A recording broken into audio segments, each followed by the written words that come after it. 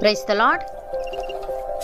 ఈరోజు దేవుని వాగ్దానము, నేను నా నామమును జ్ఞాపకార్థముగా నుంచి ప్రతి స్థలములోనూ నీ యొద్దకు వచ్చి నిన్ను ఆశీర్వదించెదను. నిర్గమకాండము 20వ అధ్యాయము 24వ వచనము. సహోదరి సహోదరులారా, ఈ వాక్యం ఇజ్రాయేలీలకు బలిపీఠం గురించి దేవుడు ఆజ్ఞాపిస్తున్న సమయంలో చెప్పబడింది. వారు ఏ స్థలంలోనైనా దేవుని నామమును గౌరవిస్తూ బలి అర్పిస్తే దేవుడు ఆ స్థలాన్ని పవిత్రం చేసి వారిని ఆశీర్వదిస్తానని చెప్పాడు. నేను నా నామమును జ్ఞాపకార్థముగా నుంచి ప్రతి స్థలములోనూ అంటే దేవుడు తన పేరుతో, తన సన్నిధితో, తన మహిమతో గుర్తింపబడే స్థలాల గురించి చెప్తున్నాడు. ఇది ఆలయమే ఉండవచ్చు, బలిపీఠమై ఉండవచ్చు, లేదా దేవుని నామాన్ని స్తుతించే ఏ స్థలమైనా అయి ఉండవచ్చు.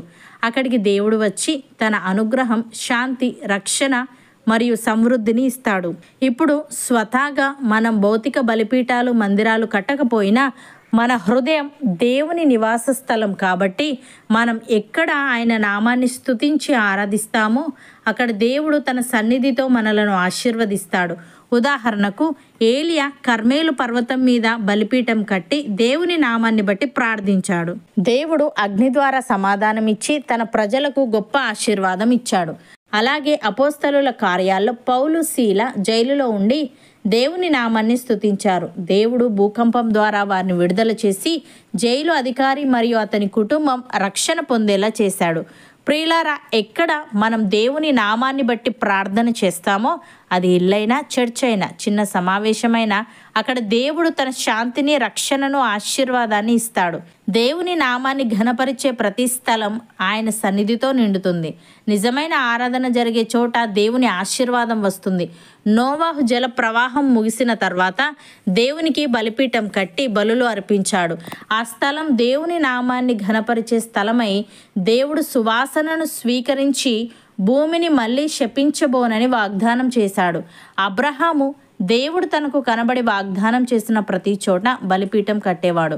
అక్కడ దేవుని నామాన్ని ప్రార్థించినప్పుడు దేవుడు అతనికి రక్షణ, సంతానం, భూమి అనే 3 గొప్ప ఆశీర్వాదాలు ఇచ్చాడు.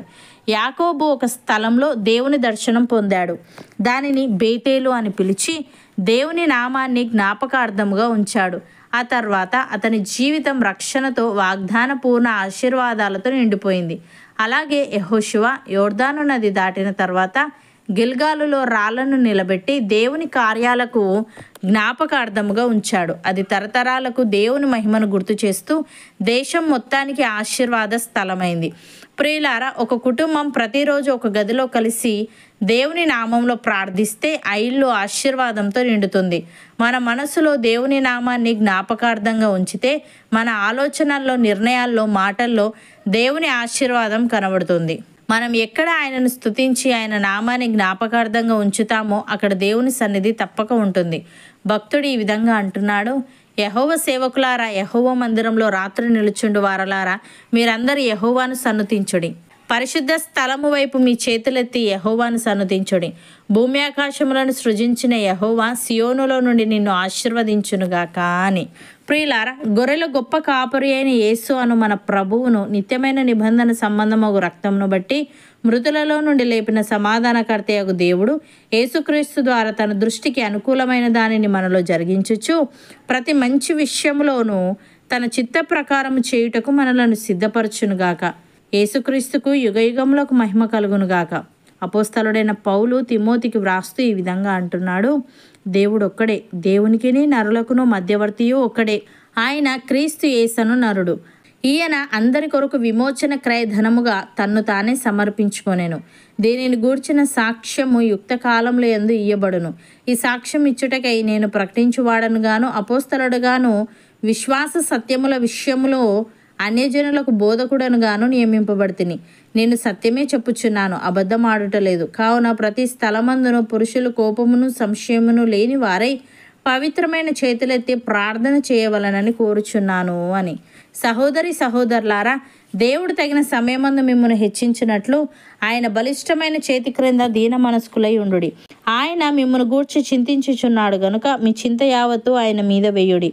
నిబ్బరమైన బుద్ధిగల వారై మెలకువగా ఉండుడి. మీ విరోధి అయిన అపవాది గర్జించు సింహము వలె ఎవరిని మింగుదునా అని వెతుకుచూ తిరుగుచున్నాడు. లోకమందున్న మీ సహోదరులందు ఈ విధమైన శ్రమలే నెరవేరుచున్నవని ఎరిగి విశ్వాసమందు స్థిరులై వానిని ఎదిరించుడి. తన నిత్య మహిమకు క్రీస్తునందు మిమ్మల్ని పిలిచిన సర్వకృపానిధియగు దేవుడు కొంచెము కాలము మీరు శ్రమపడిన పిమ్మట తానే మిమ్మల్ని పూర్ణులనుగా చేసి స్థిరపరిచి బలపరచును. నమ్మిన వారు నాతో పాటు ప్రార్థనలో ఏకీభవించండి.